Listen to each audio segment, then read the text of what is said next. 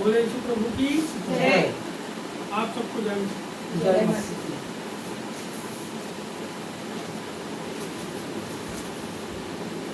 कई बार हम लोग प्रार्थना करते हैं, हर बार करते हैं, परमेश्वर तेरी आशीष फलानी जगह पे फलाने बहुत से बीमारों के ऊपर, हमारे प्रेम नगर के ऊपर हो, हमारे बालाघाट के ऊपर हो, पास्टरों के ऊपर हो, प्रचारकों के ऊपर हो। और जब हम प्रार्थना करते हैं ये वाली,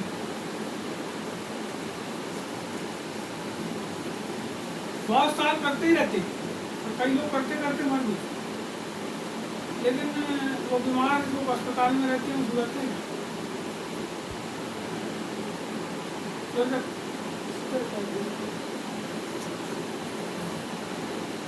जो मरने वाले वो बच जाता है।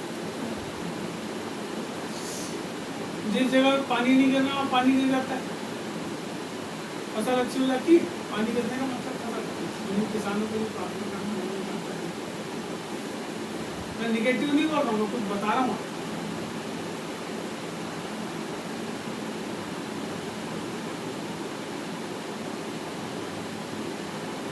ये सब हम बोलते हैं तो क्यों ही होता, जो लगातार प्रार्थना करते जा रहे क्यों नहीं होता।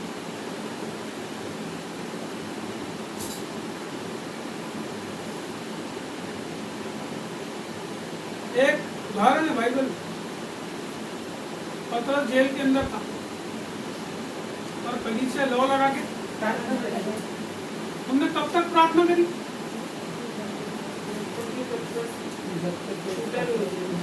आपको मालूम है वो प्रार्थना कर ही रहे थे, उनकी प्रार्थना रुकी ही नहीं।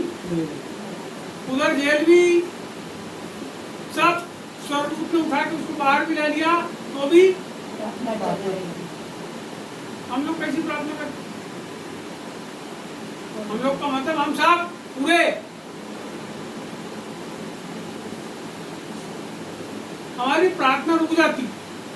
हम जब 4-5 आदमी, 10 आदमी, 50 आदमी, 100 आदमी बैठते हैं, कोई बोलता है प्रार्थना करो, तो हम क्या करते हैं? वही वाली प्रार्थना जो हम लगातार कभी कभी करते हैं, रोज नहीं करते, कभी कभी जो करते हैं उसको क्या करते हैं? उस समय जो हमारे दिमाग में कई बार रट गई है, हम उसको क्या करते हैं? वहां पे बोलते। पतरस जेल में बंद है, उसको छुड़ाने का मुद्दा है और पूरे लोग क्या कर रहे हैं? प्रार्थना रेगुलर करते जा रहे हैं, प्रार्थना करते जा रहे हैं, करते जा रहे हैं। वहां लिखा कलीसिया लौ लगाकर प्रार्थना कर रहे हैं। कौन कर रहे हैं? और हम कहीं करते हैं, हम तो एक दूसरे में लौ नहीं लगी हमारी। एक जन चिल्ला रहा है प्रार्थना करते करते, गाओ रे, सबको मिलके गाओ रे। चिल्लाना चिल्ला, गाने वाला एक जन चिल्ला चिल्ला के गा रहा है, एक जन ढोलक ठोक रहा है, एक जन उसका साथ दे रहा है, बाकी की तरफ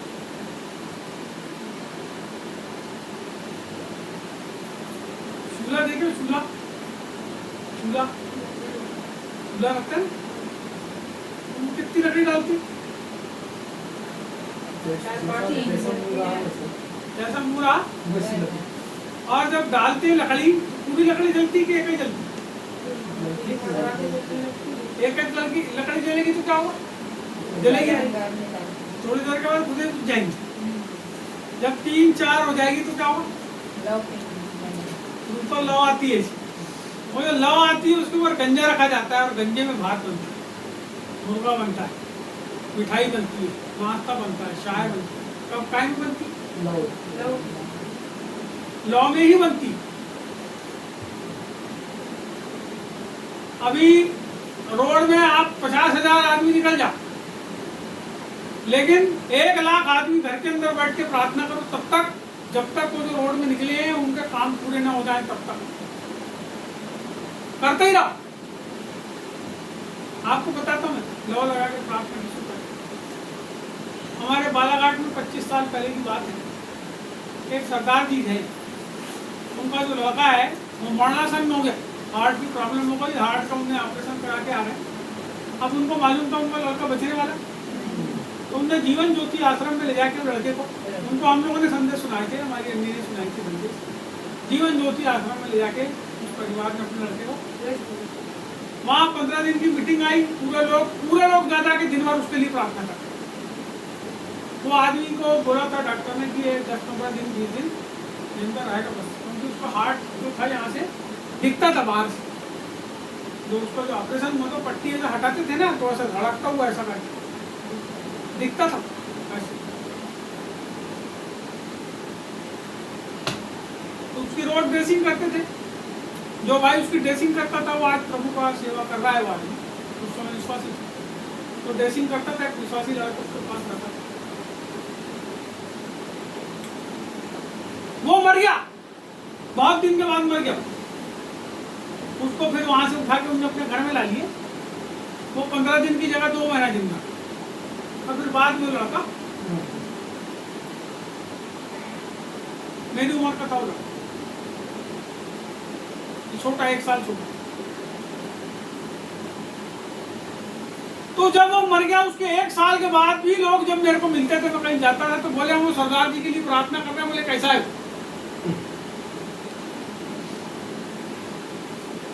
जिंदा सकता।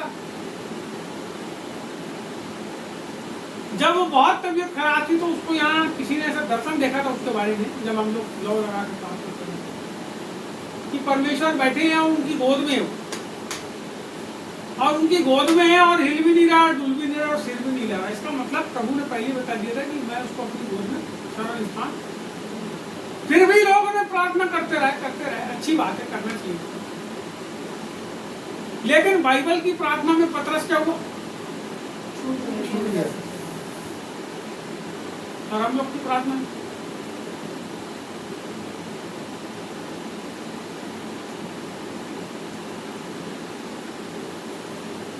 मैं आपको रियल बता रहा हूँ, मजाक नहीं कर रहा हूँ। जब हम प्रभु में आ जाते हैं, प्रभु में आने का मतलब प्रभु की शक्ति के प्रभाव में आ जाते हैं, जब पवित्र आत्मा में भर जाते हैं। और जब हम लोगों के पास जाते हैं, देखिए मैं आपको फिर से बता रहा हूँ, जब हम लोगों के पास जाते हैं और हम उनके लिए प्रार्थना नहीं भी करते और केवल हाथ भी रख देते ना प्रार्थना के नाम से, तो सामने वाला चंगा हो जाता है। लेकिन वहां पर ये काम होने के लिए पवित्र आत्मा की अगुवाई।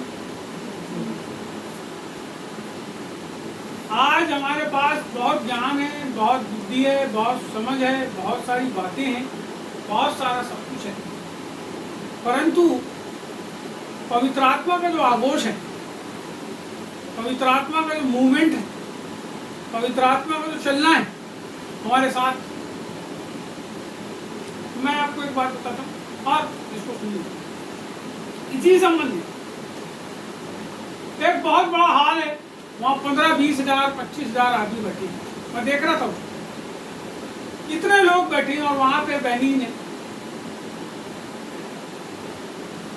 या और कोई प्रभु के दास है, या और कोई तीसरे प्रभु के दास है। कई दासों को मैंने देखा है, और वो क्या कर रहे हैं उतने हजारों लोगों की भीड़ में, और लोग प्रार्थना कर, और वो बोल रहे हैं, देखो वो बोल रहे हैं रिसीव, और हाथ को क्या कर रहा है ऐसा करके उसकी तरफ लहरा रहा है, रिसीव।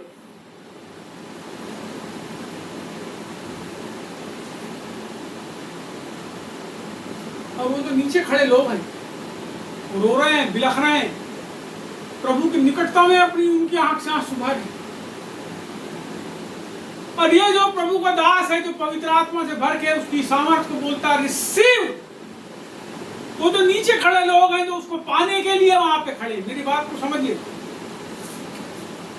वो लोग जब वो सामर्थ को बोलता है रिसीव और अपने हाथ को ऐसे करके हिलाता है या मुंह से बोलता है, हजारों की तादाद में लोग जमीन के ऊपर में धर धर धर धर धर धर धर धर धर धर धर, यहाँ से लेकर ऊपर तक के लोग सब स्लेन हो जाते हैं, सारे लोग स्लेन हो जाते हैं, आत्मा में जो है भर जाते हैं उसकी सामर्थ में।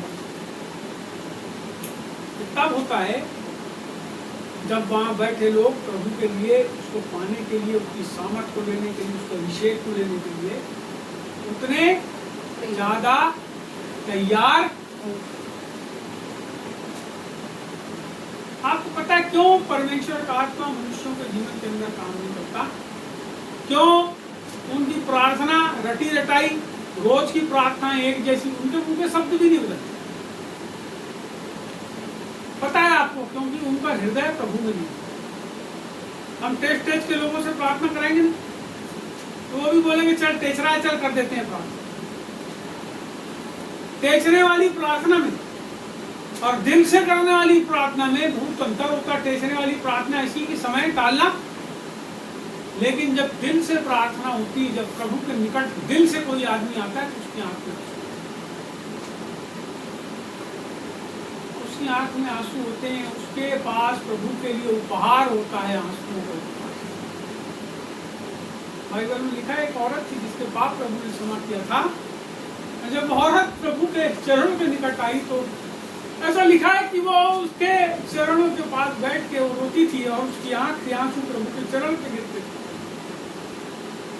और वो जो आंसू के बोलती कुछ नहीं थी, आंसू गिरते थे। और अपने बालों से क्या करती थी? एक औरत और आई जो बांझ थी, जिसके बच्चे नहीं होते। वो प्रभु के भवन में आई और वहां लिखा है देवड़ी के पास खड़े होके जो है वो बोलती तो थी, लेकिन उसके शब्द समझ नहीं आते थे, वो रोती थी। वहां के याजक ने समझा कि ये जो है नशे में, लेकिन उसने कहीं में नशे में। मैं आपको बताना चाहता हूँ, प्रभु के पास आओ तो भर के आओ। जब प्रभु के पास आओ तो पूरे दिल से आओ। जब प्रभु के पास आओ तो अपने आप को पूरा खोल के आओ, और ऐसा आओ मानो आप और प्रभु ही उस जगह के ऊपर, फिर और कोई ना हो, फिर और कोई रोकने वाला ना हो, फिर कोई और ये बोलने वाला ना हो कि तू ऐसा कर, तू ऐसा कर, तू ऐसा करेगा तो ऐसा होगा, वैसा करेगा। फिर आप अपने प्रभु के पास आकर उससे ऐसे लिपट जाओ कि वो तुमको बताने लग जाए कि तुम्हें सीखा। फिर तुम्हारे मुंह में जो शब्द आएंगे, वो शब्दों के ऊपर परमेश्वर की सामर्थ्य बहेगी, और जैसा आप कहोगे वैसा आपके मुंह से निकलने वाले शब्द काम करने लगे। पवित्र आत्मा ने कहा, जब वो जल के ऊपर मंडराता था, परमेश्वर ने कहा, जब आत्मा मंडराता था, मंडराने के बाद पहले के पहले नहीं कह दिया परमेश्वर ने। बाइबल में लिखा है परमेश्वर का आत्मा गहरे जल के ऊपर मंडराता था। पहले आत्मा को मंडराने दो तुम्हारे जीवन के ऊपर। जब तक जीवन के ऊपर आत्मा ना मंडराए, और उस मंडराने के बाद परमेश्वर का वचन जो हमसे कहता है, जब वो कहा हुआ वचन जब आत्मा मंडराता है और परमेश्वर कहता है, तो वचन हमारे जीवन के ऊपर में काम करता है, तब वो वचन काम। तो आत्मा को मंडराने दो और परमेश्वर का आत्मा को आपके अंदर से बोलने दो। जब आप बोलोगे उस सामर्थ्य को अपने मुंह से, तो आपसे निकली हुई सामर्थ्य जो है संसार के अंदर उलट उलट संसार को कर देगी। अरे 120 लोग, प्रेरितों के काम की किताब आप पहले अध्याय पढ़ो, 120 लोग बैठे थे उस कोठरी में, और क्या हो रहा था? ये प्रार्थना कर रहे थे। पूरी कलीसिया कैसी कर रही थी? दवा लगा के। और ऐसा लिखा है कि जिसकी वो प्रतीक्षा कर रहे थे, जिस आत्मा की, वो परमेश्वर का आत्मा उस जगह के ऊपर, और जगह हिल गई, लिखा है। और वो जितने लोग बैठे थे उनके ऊपर आके आग की सी फटती हुई जीभ ऐसे आकर तैर गई। और ऐसा लिखा है वो पवित्र आत्मा से भर गए, और पवित्र आत्मा ने उन्हें बोलने की सामर्थ्य दी और अन्य अन्य भाषा। आपको पता है वहां 18 देश के लोग आए थे। कितने देश के? और वो 18 देश के जो लोग आए थे, वो सब के सब अपनी अपनी भाषा में परमेश्वर का वचन सुनने लगे। और उसके सुनने के बाद जब पतरस ने पवित्र आत्मा से भरकर संदेश का प्रचार किया, कितने हजार लोग? कितने हजार लोग को संदेश प्रचार किया? तो बपतिस्मा के कितने लोग थे? हाँ जी, याद है? नहीं, तो बाइबल है ना आपके पास, खोल के भी नहीं देखते आप। पहला अध्याय देखो, प्रेरितों का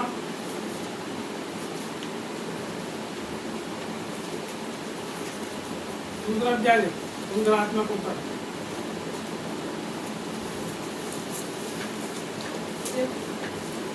जब तितुस कधी ना आया, यहाँ पे आप देखो 3000 मनुष्य, इसमें आप देखोगे तो 41 वचन, वहां लिखा है 3000।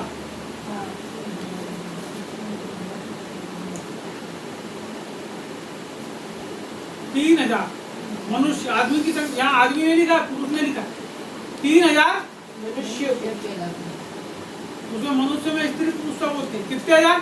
3000। फिर और प्रचार करा एक बार 2000 और आगे, और यीशु मसीह मेरी तरफ ध्यान से देखो।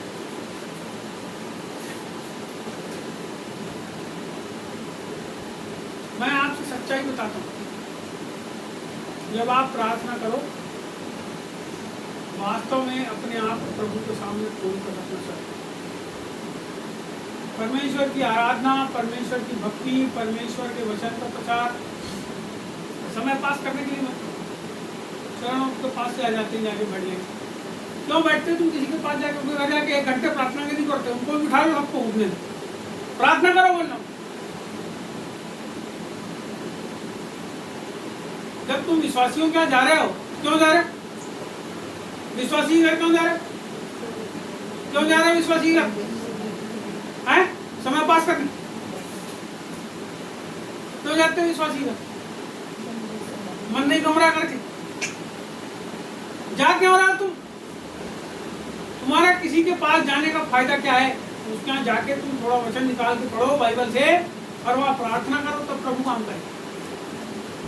बगैर वचन के परमेश्वर का आत्मा काम नहीं करता। तुम कितनी भी बकवास कर लो, तुम्हारी बात से कुछ नहीं होने वाला है, जब तक के परमेश्वर अपने वचन के द्वारा उनके जीवन में काम न करे। उनको वचन पढ़ के समझाओ, वचन खोल खोल के बताओ, तभी परमेश्वर का आत्मा काम करे। मेरा पुराना समय पहला वाला, जब हम प्रभु में आए, बिल्कुल 25-26 साल हो गए, जब हम आए ना, जब लोगों के घर में जाते थे विजिट करने के लिए, पुराने लोग जो प्रार्थना में नहीं आते थे, हम लोग क्या करते थे? बाइबल लेके जाते थे, बाइबल को निकाल करके बाइबल से वचन पढ़ते थे, और वचन पढ़ के प्रार्थना करते थे, और प्रार्थना करने के बाद उनको समझाते थे कि प्रभु में आओ। तो वो लोग क्या करते थे? 1 बार नहीं आते थे, 2 बार और जाते थे, तब वो आते थे। और जब वो आने लगे, मैं आपको गवाही बताता हूँ, जब वो लोग आने लगे जो नहीं आते थे, जिनने बंद ही कर दिए थे, कभी नहीं आते। अरे आते आते आते यहाँ मेरा घर था, उसमें ऊपर हाल था, इतना बड़ा हाल, 30 पर पूरा हाल भर जाता, 30-35 आदमी वहां पे धीरे धीरे आने। वो कौन लोग थे? हमारे चर्च के लोग। हम जिस जगह में जाते थे प्रार्थना करने के लिए, उस जगह के लोग थे, और धीरे धीरे वहां खूब से लोग जमा होने लगे, खूब लोग आने लगे, घंटों से बैठ के प्रार्थना करते थे। प्रार्थना ही करते थे, प्रार्थना ही करते थे, संदेश नहीं बताते थे, खूब प्रार्थना करते थे। तो प्रार्थना करते करते करते परमेश्वर ने क्या किया? अद्भुत कामों को। और यदि आप बगैर प्रार्थना के, बगैर वचन के परमेश्वर के काम को करोगे, तो आप काम। प्रेरितों ने भी प्रार्थना किया और वचन ही प्रचार। और जितनी कलीसियाएं बनी है, वो प्रार्थना और वचन के द्वारा ही तैयार। जब तक देख, बाइबल में लिखा है, मेरे ज्ञान के न रहने से मेरी प्रजा, उसका ज्ञान कहाँ है? बोलो मेरे पास, लेकिन मैं किसी को नहीं दूंगा। मैं किसी को इसके लिए बुलाया कि प्रभु तुम्हारा भला होता है। आप जब जाते हो तो लोगों को प्रभु के वचन से निकाल करके बताओ। आप अपने पादरी पास्टर के घर भी जाते हो, राज भक्तों के यहाँ भी जाते हो, तो अजी इसका मतलब बताओ जी, बाइबल का क्या होता है, इसका मतलब क्या होता है, वचन का मतलब बताओ तो जी, हमको समझ नहीं आ रहा। पूछे कभी? इसलिए नहीं पूछते क्योंकि हमारा मन अभी भी कहाँ लगा? कहाँ लगा? पूरा संसार में लगा। इसलिए वचन की बात, वचन की बात, और जब वचन की बात कोई आदमी करता है तो दूसरा आदमी वचन से बात करता है। और जो नहीं कर रहा है, समझ जाओ अभी भी कहाँ पे हो? आप वचन की बात करो और काट के संसार की बात करो, समझ जाना वो संसार का आदमी है। 2 बार 3 बार उसको जाके समझाओ, नहीं समझता तो नमस्ते, जय हिंद। अपना समय नाश मत करो कोई दूसरे के पास, क्योंकि आपको जो बीज बोना था आपने, आप परमेश्वर ने आपको बीज बोने वाला ही बनाया है। परमेश्वर ने आपको युद्ध करने वाला ही बनाया है। युद्ध करने का मतलब प्रभु के लोग में लड़ना नहीं, युद्ध करने का मतलब अपने मन के ऊपर विजय पाना, अपने परिवार की रक्षा के लिए प्रार्थना करके शैतान के सारे जितने हथियार उसको तोड़ देना, वो युद्ध करने वाला। अपनी कलीसिया में कोई बीमार है उसके लिए घुटना टेक के प्रार्थना करो जब तक वो सुधरता नहीं। यदि किसी आदमी ने कोई समस्या बताया तो उसके लिए प्रार्थना करते ही रहो जब तक वो आके ये ना बोले कि हाँ जी तो हमारी लड़की सुधर गई, जवान लड़का सुधर गया, मेरे घर में जो पंछी की कमी थी वो पूरी। और इतने चालाक और चुस्त लोग हैं। देखो पतरस वहां क्या हुआ, जेल से और आके कहाँ पे आए हो, जहाँ प्रार्थना होनी थी वहां के दरवाजा। लेकिन ये लोग जो सुधर जाते हैं इतने दुष्ट हैं कि जिस जगह पे तुम्हारे लिए प्रार्थना हो रही है उस जगह पे आके भी क्या करते हैं, दरवाजा। अरे दरवाजा सामने वाला खोले चाहे मत खोले। और जब दरवाजा खटखटाया पतरस ने तो क्या हुआ, अंदर से एक लेडीज और दरवाजा ऐसी छोटी वाली खिड़की थी, खोल के देखी और खोल के देखी और भागी वापस, बोले पतरस का स्वर्गदूत आ गया। समझ रहे बात? गया पतरस उस जगह पे जहां प्रार्थना हो रही थी। पतरस जो प्रेरित था वो गया कहां, जहां प्रार्थना हो रही थी। तो फिर तुम जहां प्रार्थना होती वहां तुम नहीं आ सकते, प्रार्थना में लोग नहीं आ सकते। तुम्हारे घर की समस्या प्रभु ने दूर किया, तुमको जेल खाने से निकाल दिया, तुम्हारे बाल बच्चों को सुधार दिया, तुम्हारी पैसे नहीं आ रहे थे पैसे आने लगे, तुम्हारे घर के पागल लोग सुधर गए। तुम उसके बाद भी प्रभु के भवन में आके दरवाजे में आके खटखटा भी नहीं रहा। तुम वो बात की बात है कि दरवाजा, अरे पतरस जैसा आदमी आके दरवाजा खटखटा रहा है तो तुम तो अभी तक के प्रभु को अच्छे से जाने भी नहीं हो, फिर भी आके तुम दरवाजा नहीं खटखटा पाते। सोचो कितने कमजोर लोग। एहसान फरामोश बोलते हैं।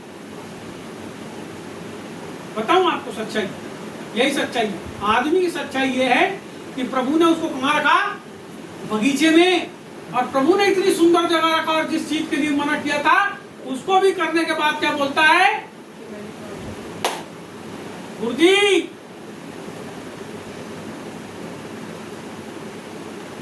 ये सच्चाई है, यही सच्चाई।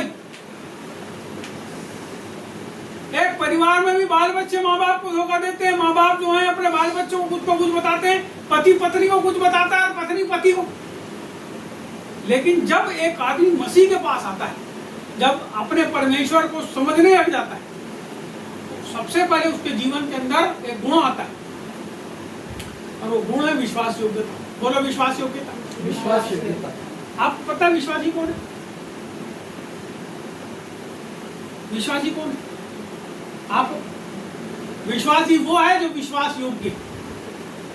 विश्वासी वो नहीं है जो यीशु यीशु बोल के यीशु मसीह के साथ क्या करे, धोखेबाजी करे, वो विश्वासी नहीं। जो अपने प्रभु को के ऊपर विश्वास करे और उसके लिए विश्वास योग्य रहे वो विश्वासी है।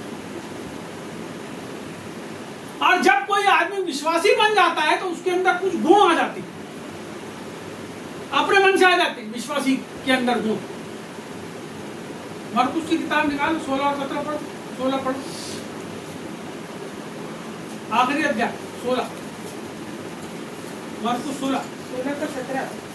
हाँ 16 भी और 17। जो विश्वास करे, हाँ जो विश्वास करे और बपतिस्मा ले, क्या ले, बपतिस्मा ले, अच्छे से पढ़ो क्या लिखा है, बपतिस्मा ले, हाँ उसी का उद्धार होगा, उसी का उद्धार होगा। परंतु जो विश्वास ना करेगा हाँ। वह दोषी ठहराया जाएगा। उसके आगे विश्वास करने वालों में ये चिन्ह होंगे। क्या बोलता है, विश्वास करने वालों में ये चिन्ह होंगे। किसमें होंगे, विश्वास करने इधर देखो मेरे तरफ, किसमें चिन्ह होंगे, विश्वास करने वाला। तुम विश्वासी हो, विश्वासी हो, तू विश्वासी है, तू विश्वासी है, तू है, मुंह से बोलो ना, मुंडी लाने नहीं होता, मुंह से बोलो। जो मुंह से अंगीकार करे और मन से विश्वास करे उसका उद्धार हो। यीशु ही प्रभु है बोलना पड़ेगा। तुम बोलो, कौन हो तुम? विश्वासी। कौन हो तुम? कौन हो? विश्वासी। पढ़ो उसको आगे। विश्वास करने वालों में ये चिन्ह होंगे। इसमें विश्वास करने वालों पढ़ो आगे कि वे मेरे नाम से कि वे मेरे नाम से दुष्ट आत्माओं को रुक जाओ। निकालेंगे। रुको, क्या चिन्ह होंगे? वे मेरे नाम से दुष्ट आत्माओं को निकालेंगे। यदि आप प्रभु के लिए विश्वास योग्य हो, यदि आप विश्वास कर रहे हैं उसके ऊपर, उसके लिए विश्वास योग्य हो, मैं दूसरी बात जोड़ता हूँ, केवल विश्वासी हो ये नहीं, लेकिन तुम यदि विश्वास योग्य हो तो उसके नाम से आपको दुष्ट पता है आत्मा निकालेंगे। दुष्ट आत्माएं, जब आप प्रभु के लिए विश्वास योग्य रहते हो ना, तो दुष्ट आत्मा पहचान लेती है कि ये विश्वासी आदमी, ये प्रभु का दास है, ये प्रभु का भक्त है। पौलुस क्या हुआ? रास्ते से जाता था और एक लड़की जिसके अंदर भावी कहने वाली आत्मा थी, जब वो जाता था तो उसके पीछे पीछे चिल्लाती जाती थी, ये परमेश्वर के जन है, ये परमेश्वर के जन है, ये परमेश्वर के जन है। अरे ये तो महान परमेश्वर के लोग।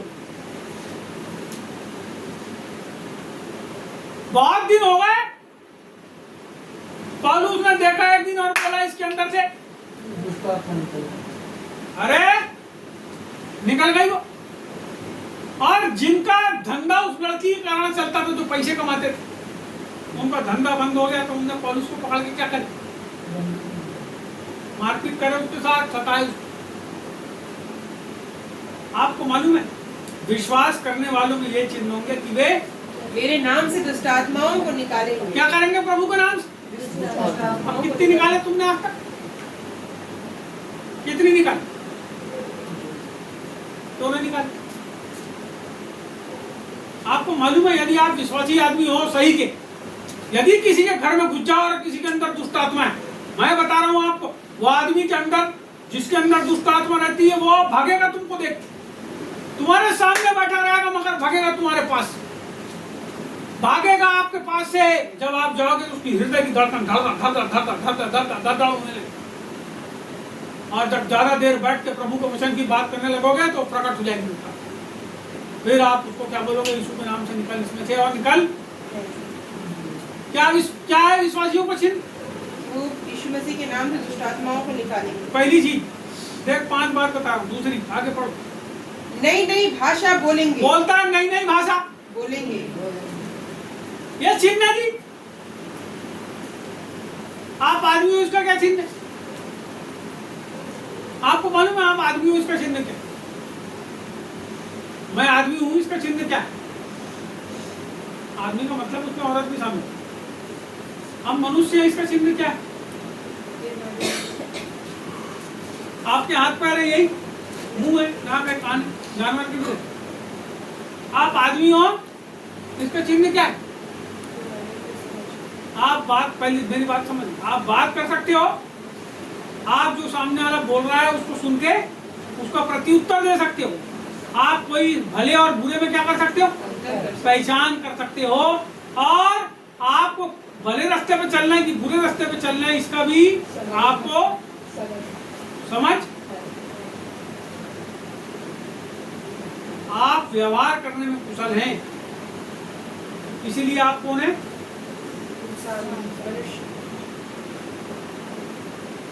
इसलिए हमारी पहचान है, मनुष्य की पहचान। जो क्या करता है?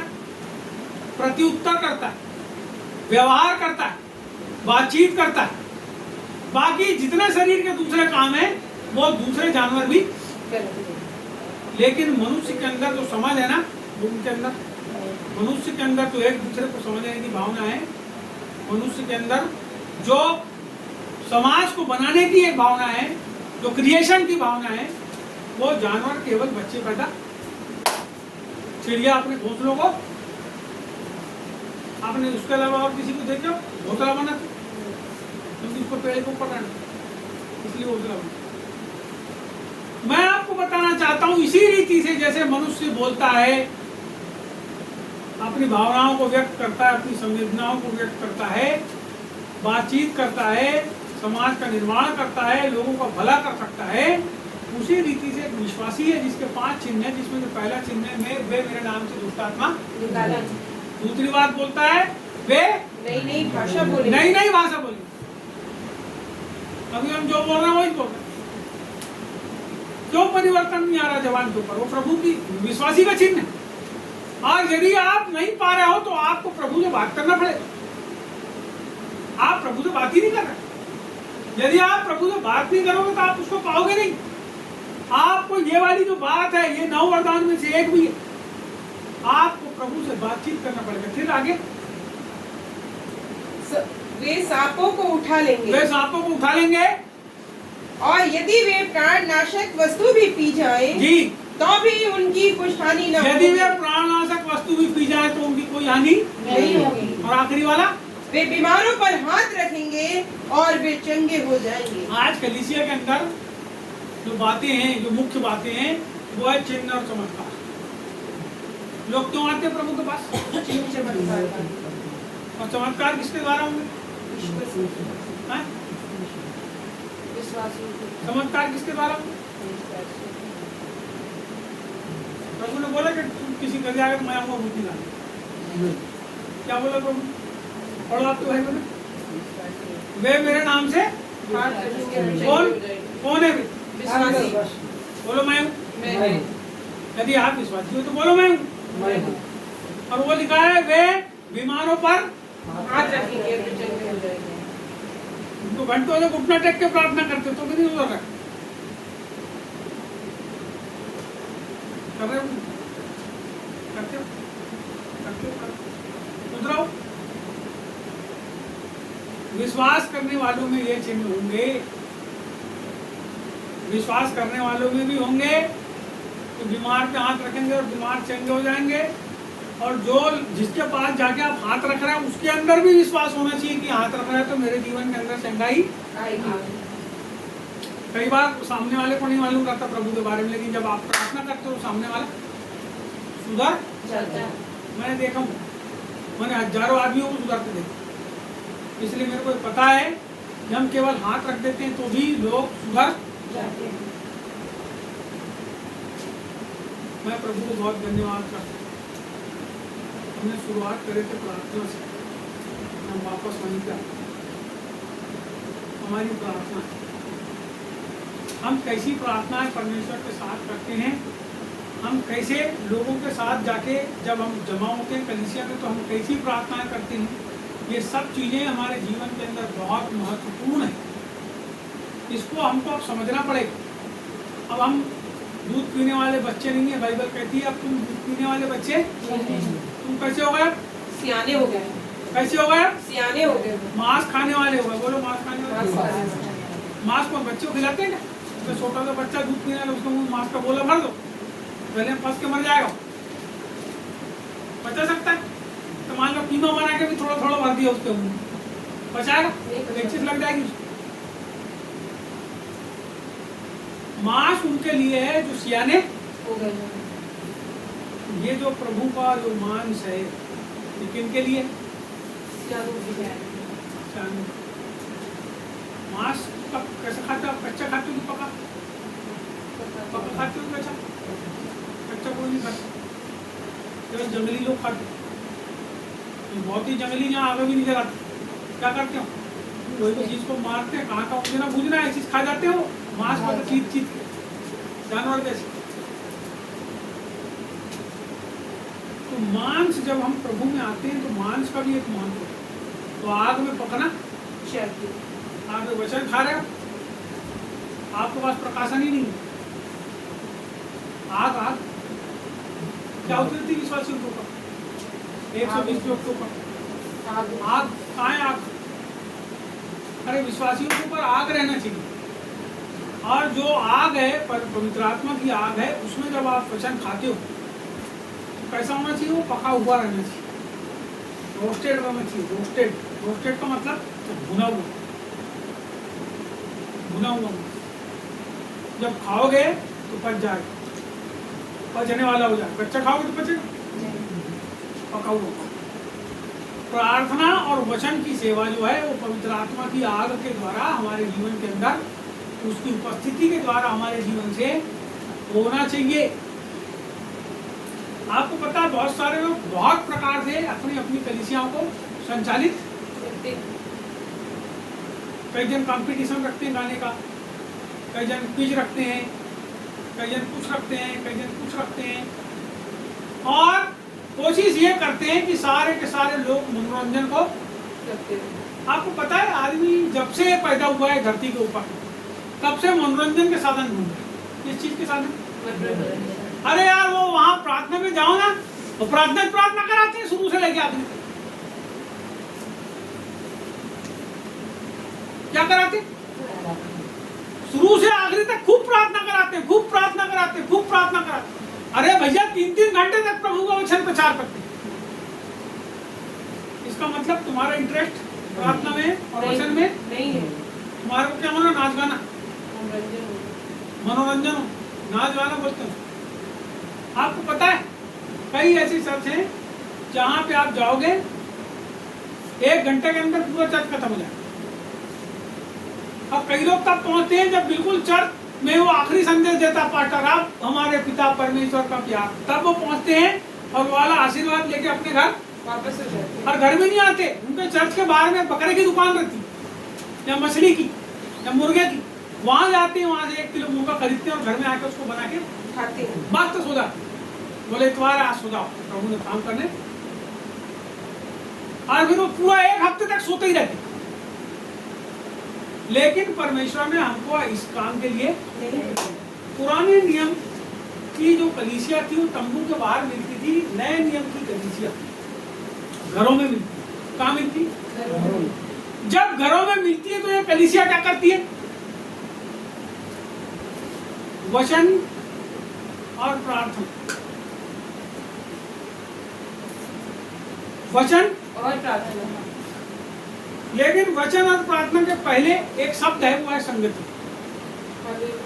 संगति जब जमा होंगे तो क्या करेंगे?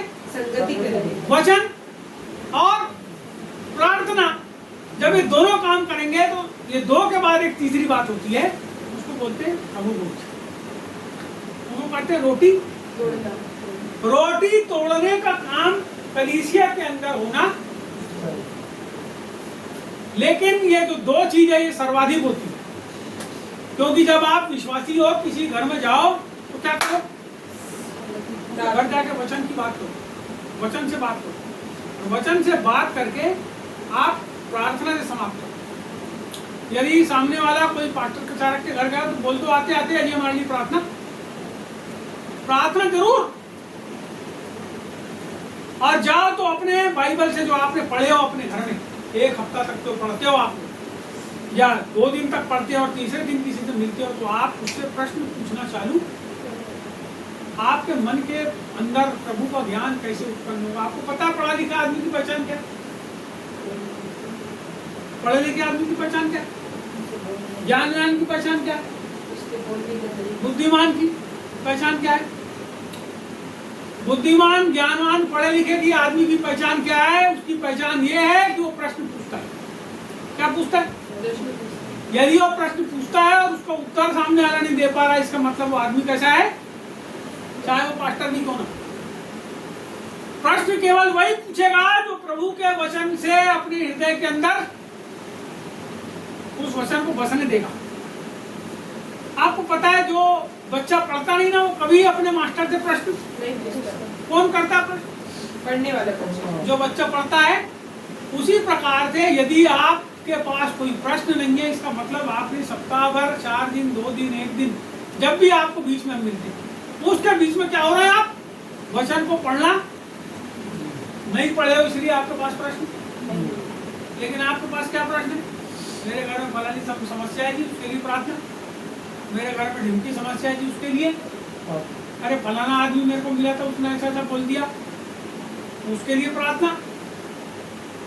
हमारे पास वो चीज नहीं है जो हमारे पास वास्तव में होना चाहिए, और उसका नाम है परमेश्वर का। पहली चीज। दूसरी चीज परमेश्वर की सामर्थ। तीसरी चीज परमेश्वर से जैसे हमारा मेल मिलाप होना चाहिए, वो चीज हमारे पास, ये चीजें हमारे पास होना चाहिए। दोनों चीज केवल प्रार्थना से आती है, समर्पण से आती है। जब तक आप अपने जीवन का समर्पण करके उसके पास घुटना टेक के प्रार्थना ना करो लंबे समय तक, तब तक ये चीजें आपके अंदर बढ़ने वाली। जैसी संगत वैसी जैसी संगत वैसी वैसी रंगत। जैसी संगति रहेगी वैसी आप भी रंग लाओगे, वैसी संगत, है ना। तो इसके लिए हमको क्या करना है, बोलो प्रार्थना।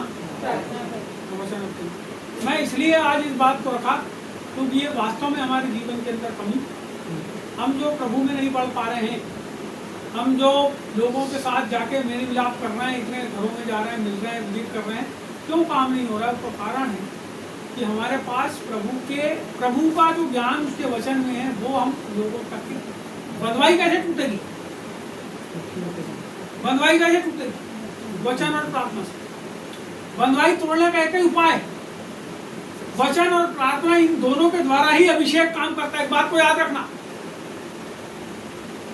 केवल प्रार्थना नहीं, उसके साथ वचन भी, दोनों मिलके जो काम करेंगे वहां पे अभिषेक। बोलो यीशु प्रभु। अब पता प्रभु की उपस्थिति के लिए क्या करना पड़ता? खूब प्रार्थना करते। जब बड़ी सभा में जाओगे तो देखना पहले 1-1.5 घंटे 2 घंटे गाना गवाते, खड़ा होकर लोग रो रहे हैं, गा रहे हैं, अरे बाप रे बाप, पूरा। उसके बाद क्या होता है? फिर वो वचन प्रचार करते हैं, और वचन प्रचार के बाद क्या होता है? अभिषेक किससे? अभिषेक प्रार्थना और वचन के द्वारा बहता है और लोगों के जीवन के अंदर छुटकारा। आइए प्रार्थना।